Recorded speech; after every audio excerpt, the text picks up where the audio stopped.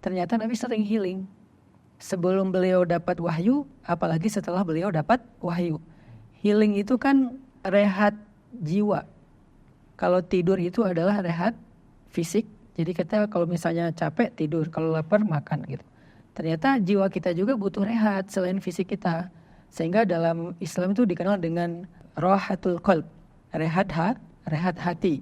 Nah, bagaimana cara Nabi healing untuk merehatkan hati beliau? Kamu nanya, Ustaz jawab. Dipersembahkan oleh CDA, ikan olahan bermutu.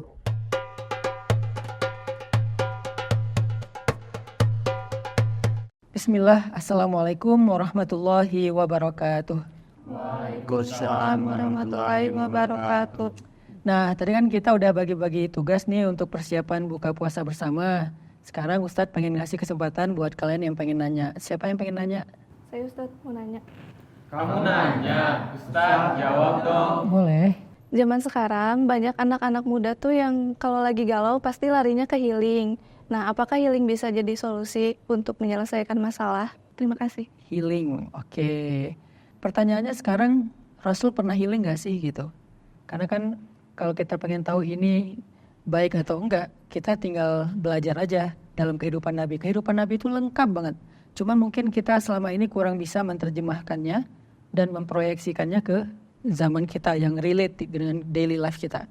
Ternyata di zaman Nabi kalau misalnya kita mau nanya, Nabi pernah healing gak sih? Nabi itu pernah ngambil me time gak sih gitu dengan dakwah beliau, dengan amanah-amanah beliau. Dan beliau adalah orang yang sempurna.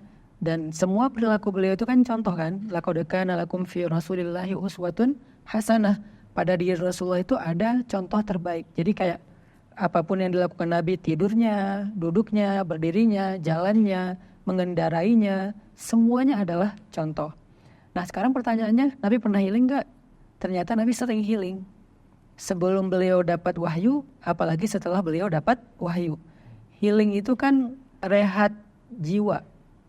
Kalau tidur itu adalah rehat fisik. Jadi kita kalau misalnya capek tidur, kalau lapar makan gitu. Ternyata jiwa kita juga butuh rehat selain fisik kita. Sehingga dalam Islam itu dikenal dengan rohatul qalb, rehat hati. Nah, bagaimana cara Nabi healing untuk merehatkan hati beliau? Ada banyak. Pertama, healingnya dengan zikir. Karena kata Allah, ala bidzikrillah tatmainnul qulub. Bukankah dengan berzikir kepada Allah, hati menjadi tenang. Jadi kalau misalnya hati kita mulai kayak terganggu, terusik, nggak tenang, maka rehatnya hati, healingnya hati itu adalah dengan zikir. Dan zikir dalam Al-Quran diajarkannya tuh nggak boleh sedikit, harus yang banyak.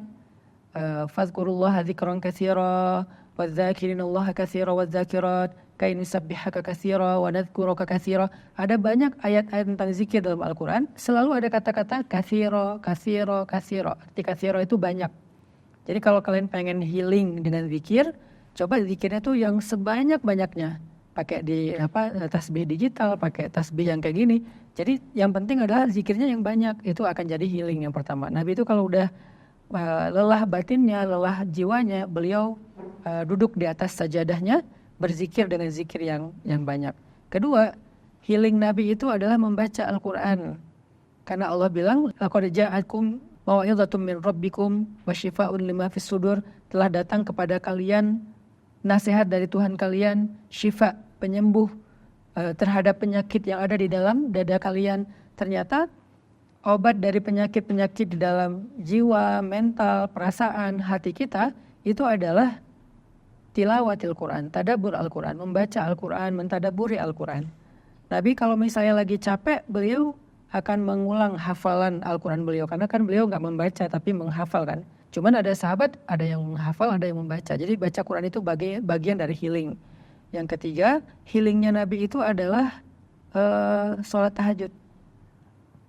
Ketika Nabi capek di Mekah, Nabi pulang ke rumah Khadijah, terus Nabi bilang, zammiluni, dathiruni, selimuti aku, aku sedih banget, aku terganggu banget gitu perasaanku dengan perlakuan orang-orang kafir Quraisy. Akhirnya Nabi tidur, karena Nabi pikir mungkin cara nyembuhinya dengan tidur. Ternyata enggak, kata Allah, ya ayyuhal muzammil, wahai orang yang berselimut, qum, bangun, Qumil laila illa qalila. Bangunlah di malam hari walaupun sebentar. Qumil laila illa qalila. Nisfahu aw inqus minhu qalila aw zid alaihi warattil Qur'ana tartila. Jadi bangun di malam hari walaupun sebentar, boleh awal, boleh tengah, boleh akhir, tapi bangun. Ternyata tahajud itu bisa menjadi sebuah obat dari perasaan kita yang sedang terluka, perasaan kita yang sedang capek batin, capek mental gitu ya, mengalami kayak kelelahan mental lah gitu. Kan banyak orang yang kalau lagi lelah mental tuh ada yang pengen makan aja, ada juga yang kebalikannya nggak pengen ngapa-ngapain, nggak pengen makan, kenyang terus nggak pernah lapar. Ada yang pengen marah-marah aja, ada yang kalau lagi lelah mental pengen belanja aja. Itu keren sih. Jadi artinya kalau udah ngalamin lelah mental gitu ya udah coba belajar tahajud dan nikmati tahajudnya. Terus cara healing Nabi juga, ini kan yang versi ibadah ya. Ada cara healing Nabi itu dengan cara kayak menjenguk orang yang beliau cintai di antara sahabat-sahabatnya.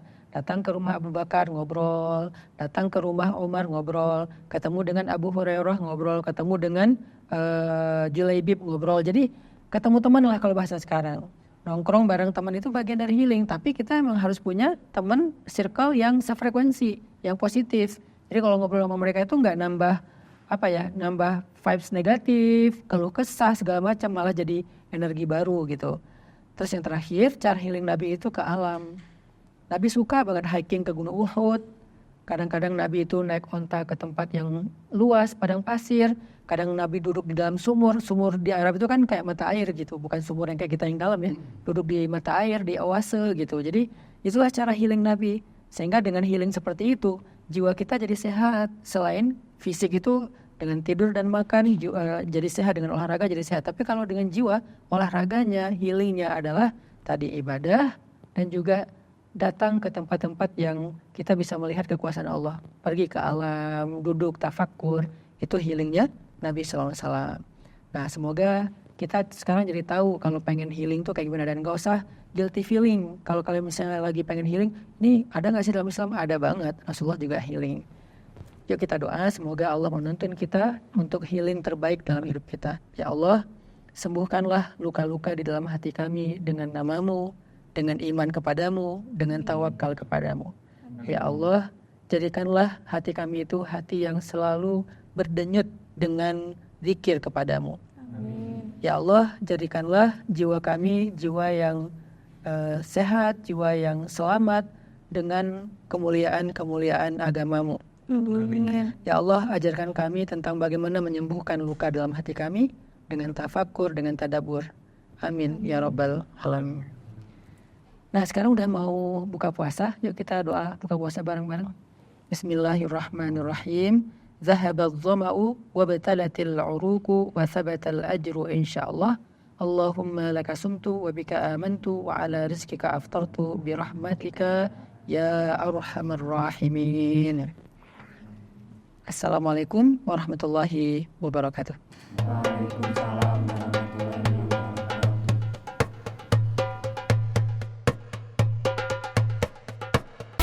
Kamu nanya, Ustaz jawab.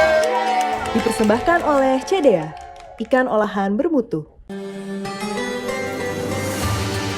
Jumpa lagi bersama saya Chef Muto dalam kreasi resep CDA menu Ramadan.